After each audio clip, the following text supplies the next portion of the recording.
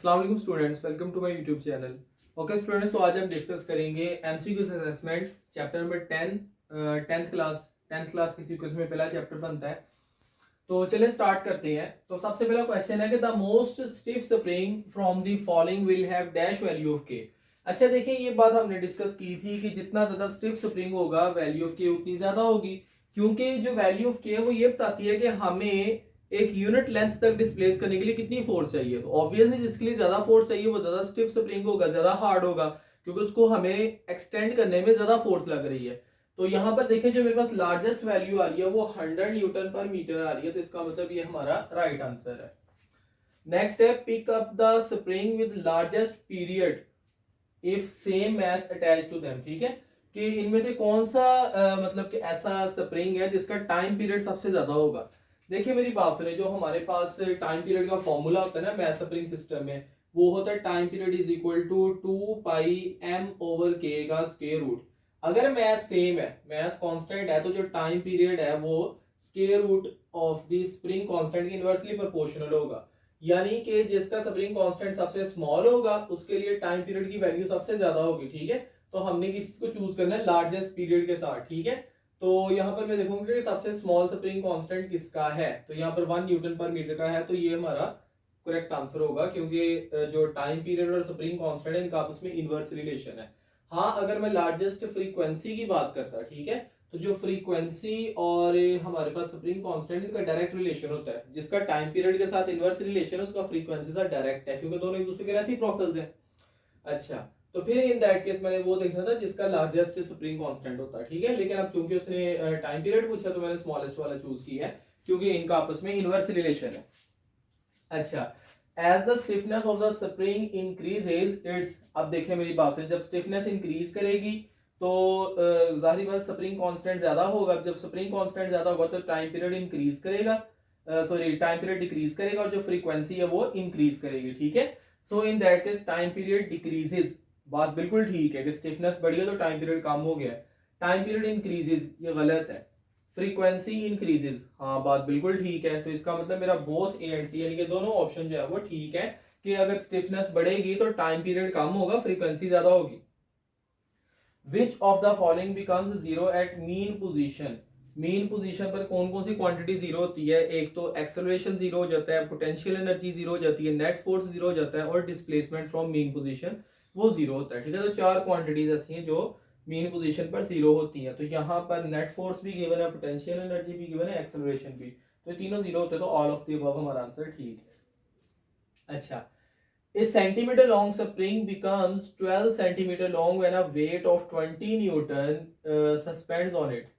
Its spring constant is। अब देखें मेरी बात सुनिए, जो हमारे पास स्प्रिंग कांस्टेंट का फॉर्मूला होता है ना, वो होता है k is equal to F/x।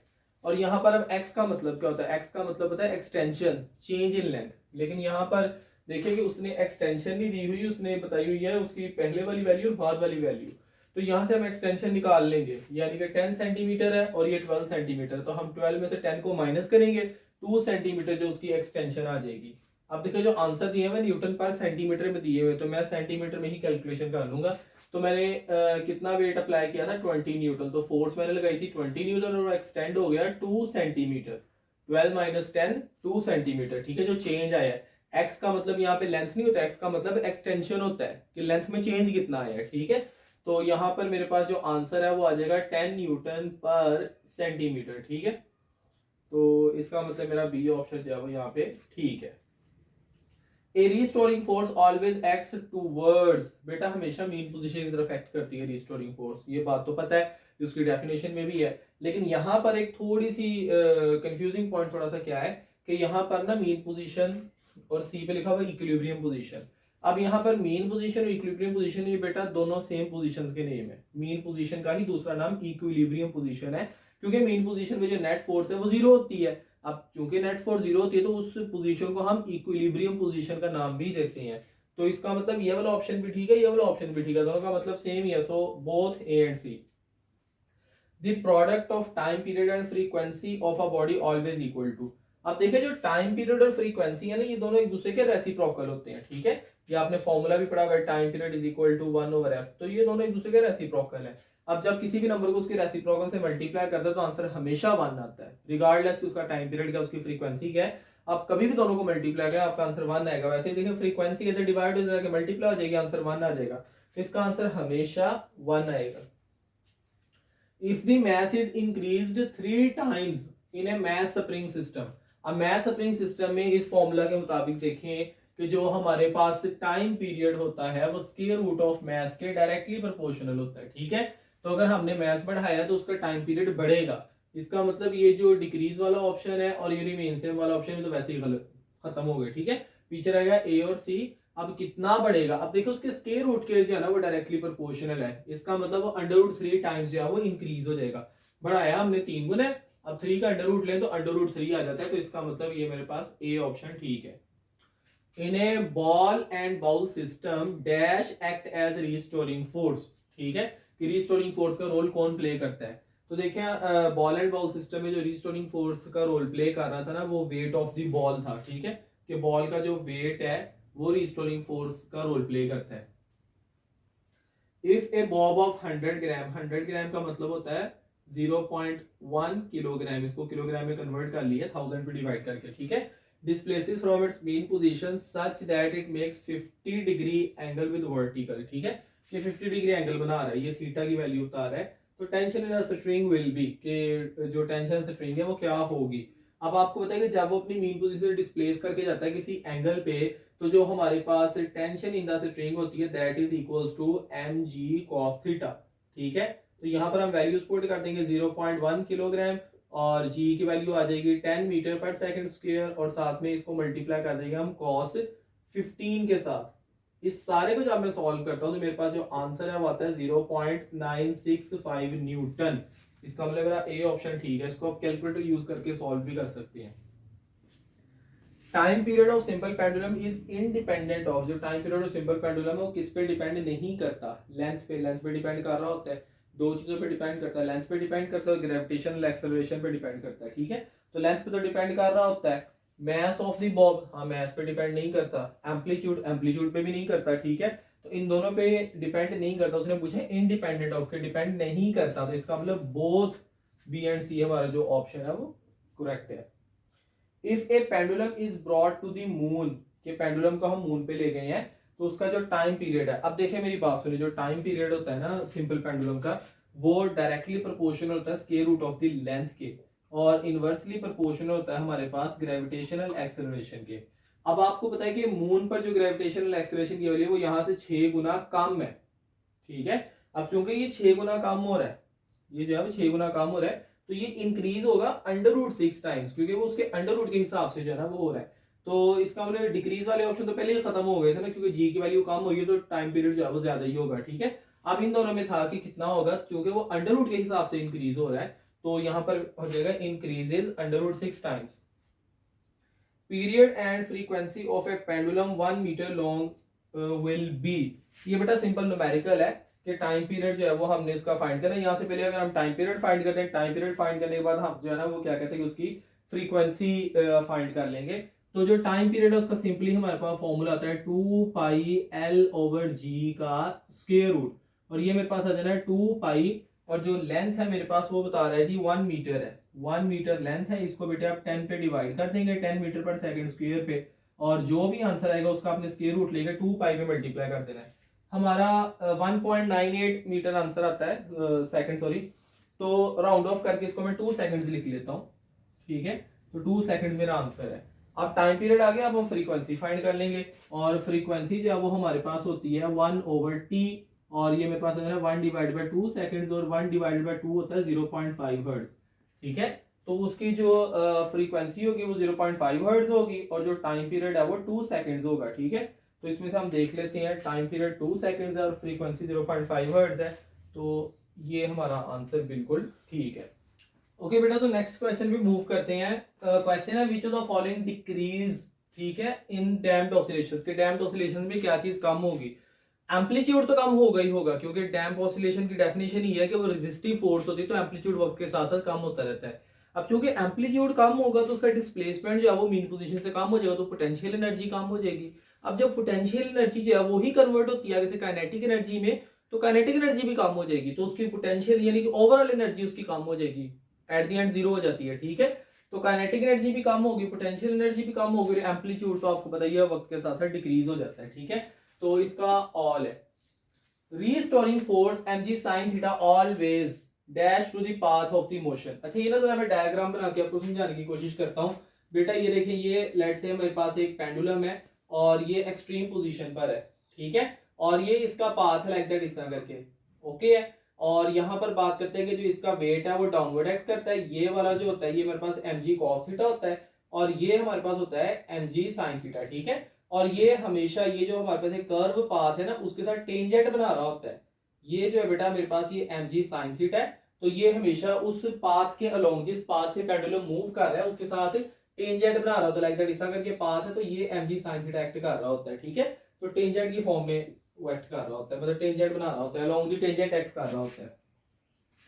In wave passing 100 waves passing through a point in 5 seconds. ठीक है, कि 100 वेव्स जो है ना वो एक पॉइंट से 5 सेकंड में गुजरी, उसका टाइम पीरियड और फ्रीक्वेंसी क्या होगा। ठीक है, फ्रीक्वेंसी की डेफिनेशन के मुताबिक क्या होता है कि फ्रीक्वेंसी इक्वल होती है number of waves divided by time, क्योंकि पर यूनिट टाइम हमने देखना होता है। तो ये मेरे पास आ जाएगा 100 divided by 5 second, so 20 hertz मेरी फ्रीक्वेंसी आ गई।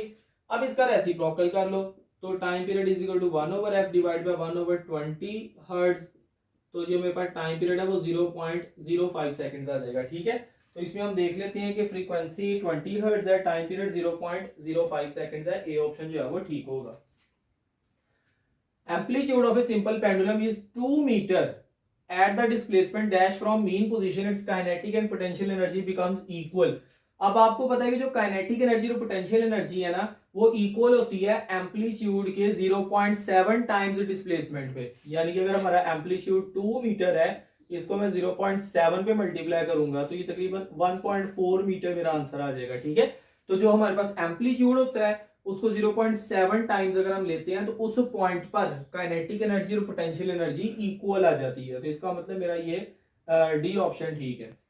In shock absorbers, energy of the shock is converted into the heat energy of the, ये सिंपल बुक लाइन है कि वो heat energy of the oil में कन्वर्ट कर दी जाती है, जिस वजह से शॉक हम तक नहीं पहुंचता। तो ये सिंपल आंसर है। Dash require a medium for its propagation. आपको पता है कि जो मैकेनिकल वेव्स हैं उनको मीडियम की जरूरत होती है और इलेक्ट्रोमैग्नेटिक वेव्स को मीडियम की जरूरत नहीं होती, लेकिन अब यहाँ पर उसने वेव्स के नेम लिखे हुए हैं। ठीक है, तो हम देखेंगे इनमें से जो मैकेनिकल होंगी उसको जरूरत होगी और जो इलेक्ट्रोमैग्नेटिक होंगी उसको जरूरत नहीं होगी। तो एक्स रेज इलेक्ट्रोमैग्नेटिक नहीं होती, अल्ट्रावायलेट रेडिएशन या अल्ट्रावायलेट रेज ये भी हमारे पास इलेक्ट्रोमैग्नेटिक इनको भी नहीं होती। रेडियो वेव्स की बात करते हैं तो ये भी इलेक्ट्रोमैग्नेटिक है। हाँ, साउंड वेव्स ये हमारे पास जो है ना वो मैकेनिकल, तो इनको जरूरत होती है। उसके बाद बेटा वेव्स कैरी, तो ये तो हमारी बुक में वास्तव पे लिखा हुआ है कि वेव्स एनर्जी कैरी करती हैं। कैसे कैरी करती हैं, क्योंकि जो दूसरे पार्टिकल्स हैं उनके पास भी एनर्जी आई थी, वो भी मोशन में आ जाती हैं। तो जाहिर बात है अगर वो एनर्जी कैरी कर रही है, वो मोशन में आ रहे हैं, तो मोमेंटम भी तो मोशन की वजह से ही होता है, मतलब मैस की वजह से भी होता है, बट इसमें से एक फैक्टर मोशन भी होता है। तो इसका मतलब कि हम वेव के जरिए एनर्जी तो भेज ही सकते हैं, साथ साथ मोमेंटम भी जा रहा होता है, अंडरस्टूड सी बात है। तो वैसे तो इसका आंसर एनर्जी अंडरस्टूड है, हमारे सिलेबस में लिखा हुआ है, बुक में लिखा हुआ है, लेकिन यहाँ पर मैंने जस्ट एक चीज ऐड की थी कि अगर एनर्जी होगी तो अंडरस्टूड है कि मोमेंटम भी होगा, तो थोड़ा कंफ्यूजिंग पॉइंट बनाया था मैंने। तो इसका ये बहुत आंसर ठीक है, क्योंकि अगर एनर्जी ट्रांसफर होगी तो मोमेंटम भी ट्रांसफर हो जाएगा। Greater the frequency means greater the energy. आपको पता है कि कोई भी वेव है उसका एम्पलीट्यूड जितना ज्यादा होगा एनर्जी उतनी ज्यादा, फ्रीक्वेंसी जितनी ज्यादा एनर्जी उतनी ज्यादा, उसका डिस्टेंस जितना ज्यादा, मतलब जितनी दूर से मैं वेव जनरेट करवा रहा हूं जितनी दूर से वो आ रही है। ठीक है, तो actually distance from stretch and जितना ज्यादा होगा उतनी ज्यादा एनर्जी की वेव प्रोड्यूस करनी पड़ेगी। तो ये तीन फैक्टर्स हमारे जो है ना टॉपिक में लिखे हुए थे। तो फ्रीक्वेंसी अगर ज्यादा होगी तो एनर्जी भी ज्यादा होगी। In vacuum all electromagnetic waves है, वैक्यूम में जितनी भी इलेक्ट्रोमैग्नेटिक वेव्स हैं उनकी स्पीड सेम होती है। ठीक है, जिसकी जितनी ज्यादा फ्रीक्वेंसी होगी उसकी वेवलेंथ उतनी कम होगी, लेकिन जब दोनों की प्रोडक्ट लेंगे एफ लैम्डा वो स्पीड के इक्वल आएगा, तो दोनों की जितनी भी वेव्स हैं तमाम की तमाम जो इलेक्ट्रोमैग्नेटिक वेव्स हैं उनकी वैक्यूम में स्पीड सेम होती है। ठीक है, लेकिन यहां पर उसने उसकी न्यूमेरिकल वैल्यू पूछ ली है। ठीक है, एक तो उसने ऑप्शन दिया डिफरेंट, ये तो गलत है क्योंकि सेम होती है। ठीक है, बाकी इनमें से देखते हैं, उनकी स्पीड इक्वल होती है स्पीड ऑफ लाइट के। ठीक है, और स्पीड ऑफ लाइट आपको पता है 3.0 इंटू 10⁸ मीटर पर सेकेंड।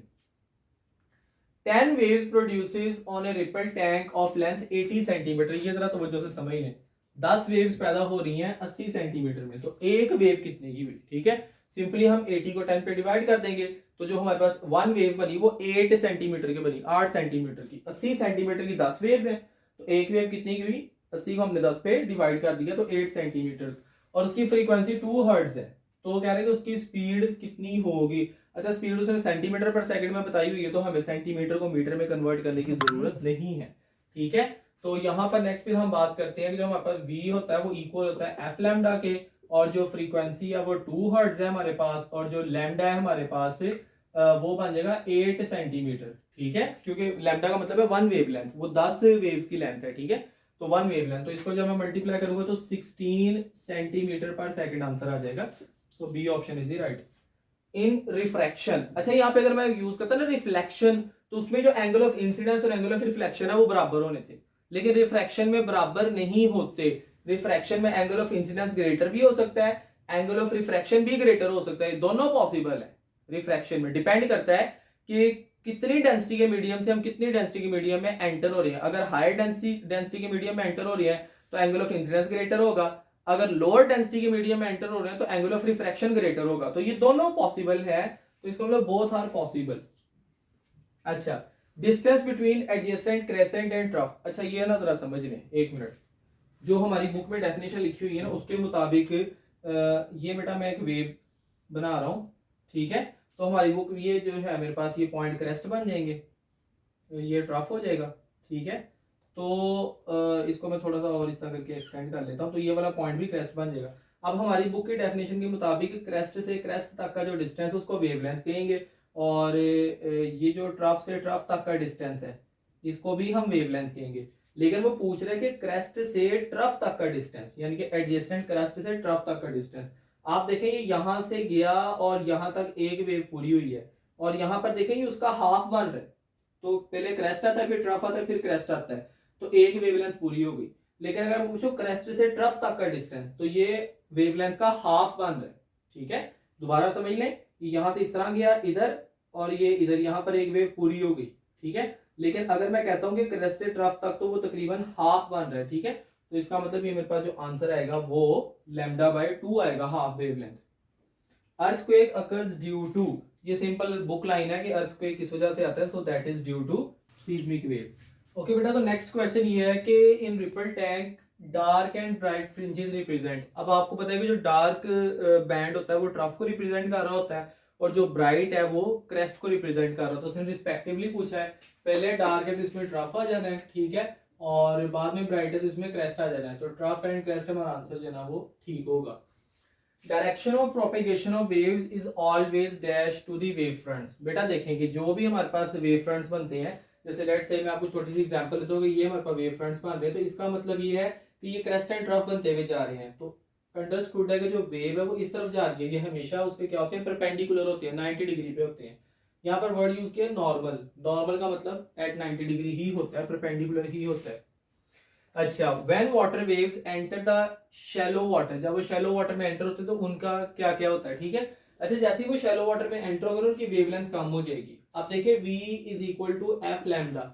अब यहाँ पर अगर उनकी वेवलेंथ कम हो रही है तो स्पीड भी कम होगी। उसकी वजह क्या है, जो फ्रीक्वेंसी है वो कांस्टेंट रहती है, वो सिर्फ और सिर्फ सोर्स पे डिपेंड करती है। ठीक है, तो अगर वेवलेंथ कम हो रही है तो स्पीड भी कम हो जाएगी। तो जब भी वेव शैलो वाटर में एंटर करती है तो उसकी वेवलेंथ भी कम होती है, उसकी स्पीड भी कम होती है। ठीक है, इस तरह इसके उल्ट बात कर लेते हैं, इसका बहुत एंड सी आंसर बनेगा। इसकी उल्ट बात कर लेते हैं कि अगर वो डीप वाटर में जाती है तो क्या होगा, तो वेवलेंथ भी इंक्रीज करेगी, वेलोसिटी भी इंक्रीज करेगी, जबकि फ्रीक्वेंसी कांस्टेंट रहेगी। In order to observe the diffraction, size of slit must be dash to the wavelength comparable to the wavelength। जो size of slit होता है वो wavelength के बराबर होना चाहिए अगर आप डायफ्रैक्शन को ऑब्जर्व करना चाह रहे हैं। अगर बहुत छोटा होगा तो भी डायफ्रैक्शन प्रॉपर नहीं आएगा, अगर बहुत ज्यादा बड़ा होगा तो भी नहीं आएगा, अगर उसके तकरीबन बराबर होगा ना, कंपेरेबल होगा, फिर होगा। अच्छा, a wave moves with a frequency of 4 hertz, frequency बताई हुई है, और उसकी वेवलेंथ है जी 0.4 मीटर, तो उसकी स्पीड क्या होगी। ये सिंपल सा क्वेश्चन था। v is equal to F lambda, और ये मेरे पास यहाँ पर आ जाना फ्रीक्वेंसी 4 हर्ट्ज आ गई, लैम्डा आ गया 0.4 मीटर, और इसको जब मल्टीप्लाई करेंगे हमारे पास आंसर आएगा 1.6 मीटर पर सेकंड। तो यहाँ पर हमारा सी ऑप्शन जो है वो ठीक होगा। Slinky can use to produce, अब स्लिंकी जो होता है हेलिकल स्प्रिंग, इसके ऊपर हम ट्रांसवर्स वेव्स भी पैदा कर सकते हैं, लॉन्गिट्यूडिनल वेव्स भी पैदा कर सकते हैं। So the answer is both. In A vacuum a wave with greater frequency will have, अच्छा देखिए वैक्यूम में इलेक्ट्रोमैग्नेटिक वेव्स मूव करती हैं और उसके बारे में ये मैं पहले भी डिस्कस कर चुका हूं कि जिसकी फ्रीक्वेंसी जितनी ज्यादा होगी उसकी वेवलेंथ उतनी कम होगी। जब दोनों की प्रोडक्ट लेते हैं एफ लैम्डा तो वो आती है स्पीड, स्पीड सबकी बराबर होगी, ठीक है। रेडियो वेव्स, अल्ट्रावायलेट रेडिएशंस, कोई भी वेव्स है जो इलेक्ट्रोमैग्नेटिक वेव्स हैं उन सबकी स्पीड सेम होती है। तो अगर किसी की फ्रीक्वेंसी ज्यादा है तो मतलब उसकी वेवलेंथ जो है वो स्मॉलर होगी, और ये सिर्फ इलेक्ट्रोमैग्नेटिक वेव्स के लिए एप्लीकेबल है। अच्छा, a wave passes the ripple tank of 50 centimetre in 5 seconds, 50 centimetre उसने पास किया है 5 सेकंड के अंदर, तो हमने उसकी स्पीड बतानी है। सिंपल डिस्टेंस और टाइम बताया हुआ है, डिस्टेंस को टाइम पे हम डिवाइड कर देंगे, आंसर आ जाएगा। लेकिन यहाँ पर अगर हम ऑप्शन देखें ना तो बेटा सेंटीमीटर पर सेकंड में भी आंसर है, मीटर पर सेकंड में भी आंसर दिया हुआ है। तो ये दोनों वन बाय वन करके हम डिस्कस कर लेते हैं। डिस्टेंस ओवर टाइम है तो मैं 50 सेंटीमीटर को अगर 5 सेकंड्स पे डिवाइड करता हूं तो मेरा आंसर आता है 10 सेंटीमीटर पर सेकंड, ठीक है। इस तरह जब मैं इसको मीटर में कन्वर्ट करूंगा ये बन जाएगा 0.5 मीटर। इसको जब मैं 5 सेकंड में डिवाइड करूंगा तो मेरे पास आ जाएगा 0.1 मीटर पर सेकंड, ठीक है। तो सेंटीमीटर पर सेकंड में 10 सेंटीमीटर पर सेकंड है, मीटर पर सेकंड में 0.1 मीटर पर सेकंड है। तो ये हमारा ऑप्शन बिल्कुल ठीक है, ये गलत है, ये भी बिल्कुल ठीक है, ठीक है। इसका मतलब बोथ ए एंड सी हमारा ऑप्शन ठीक है।